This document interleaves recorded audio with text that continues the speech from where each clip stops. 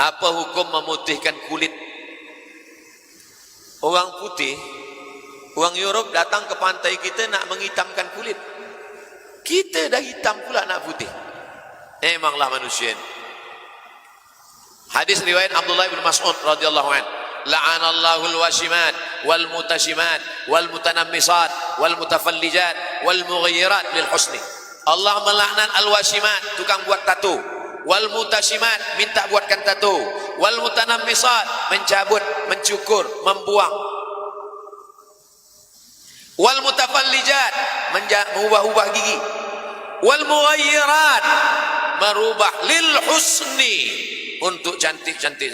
Sebenarnya yang mengatakan cantik ini bukan orang lain, setan. Kalau kau ubah kau cantik, kalau kau ubah kau cantik, kalau naikkan ke atas kau cantik, kalau kau buat gini kau cantik, kalau naik ke cantik. Sebenarnya dia saja merasa cantik. Orang menengok dia takut. Berapa banyak orang yang operation ini, dia rasa cantik, kita tengok takut. Kita pula tengok takut.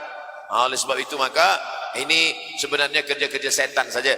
Oleh sebab itu kita yakinkan diri bahwa kita sebenarnya bersyukur nikmat Allah Subhanahu wa taala.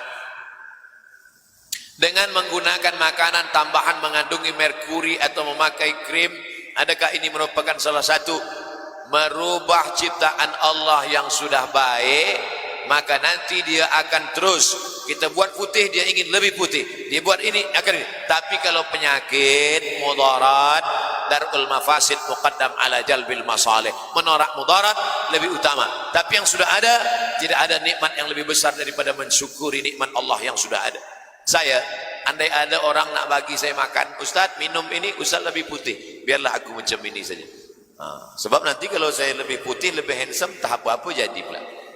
Kita syukur saja kepada Allah Subhanahu wa taala. Apa hukum menderma darah kepada orang tak Islam? Kita disuruh menolong orang. Kita kalau tolong orang, kita tak tanya agama dia. Kita pergi ke hutan. Di dalam hutan itu ada perigi buta. Rupanya ada orang buta, maaf, dia tak nampak jalan. Dia dah nak tenggelam. Sikit lagi kaki dia dah masuk. Nak masuk kaki dia, apa kita tanya? Kau Islam apa tak Islam? Kalau Islam aku tolong, kalau tak Islam matilah engkau. Tak ada. Kita tolong orang. Dia dah nak mati. Satu-satunya yang boleh menolong dia adalah darah. Doktor dah bagi tahu, siapa boleh bagi darah? Siapa boleh bagi darah? Kita tanya dulu. Kalau dia Islam aku tolong, kalau tak Islam matilah dia.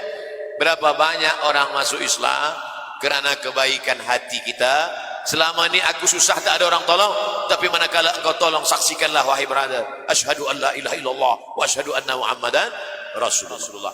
Adakah benar wanita yang dalam haid haram berwudu?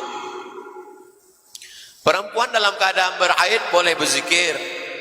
Perempuan dalam keadaan haid tidak boleh baca Quran, tidak boleh pegang Quran, tidak boleh bawa Quran, tidak boleh tawaf, tidak boleh iktikaf dalam masjid, tidak boleh salat, tidak boleh puasa. Adapun dia berzikir, boleh. Adapun dia melaksanakan kebaikan, boleh. Masalah berwudu, bila ada setengah mengatakan tak boleh, maka ada ulama mengatakan boleh tentang masalah berwudu, berzikir. Biar dia biasa baca maksurat. Yang biasa baca maksurat, baca doanya saja. A'udzubikalimatillahi tammati min kulli syaitani wa hammatin min kulli lama. Bismillahilladzi la yadurru ma'a ismihi syai'un fil ardi wala fis sama. Adapun yang ayat-ayat jangan dia baca. Tapi mazhab Maliki membolehkan perempuan yang mengulang bacaan Quran dengan syarat an zahri qalbin, dalam hati. Ada perempuan hafaz Quran, dia nak ulang hafalan dia, bila tak ulang nanti hafazan dia hilang. Selama 7 hari dia tak buka Quran, maka dia diam saja. Bila nampak nanti ada perempuan, diam aja. Itu maknanya dia sedang ulang hafazan dia. Bila dia hafaz, bila tak hafaz diam, kita tak tahulah kenapa dia diam. 2, guru, cikgu yang ajarkan Quran di kelas, dia boleh baca Quran dengan baca dia potong-potong.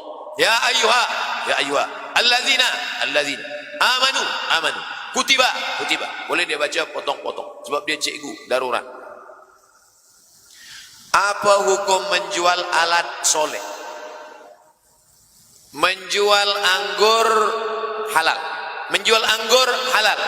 Menjual anggur kepada orang yang biasa membuat khamar haram. Kita dah tahu betul bahwa dia ini pembuat khamar. Bila ada anggur dia akan giling, dia akan ubah menjadi khamar. Kita jual anggur kepada dia, haram. Yang saya jual ini kan anggur. Anggur bukan haram, betul, tapi dia pasti 100% akan dia ubah menjadi khamar. Bersolek-solek jahiliyah yang melampau batas, yang melampau had syariat Islam. perbuatan itu haram, menjual benda yang haram maka menjadi haram. Jangankan benda yang haram, benda yang halal pun kalau jelas dia ubah menjadi haram, maka hukumnya menjadi ikut haram. Begitu kata para ulama. Abdul Somad tak pernah berijtihad. Abdul Somad hanya membaca ijtihad para ulama. Bagaimana mengetahui jawaban yang tepat daripada istikharah kita? Ma khaba man istakhara wa ma nadima man istashara.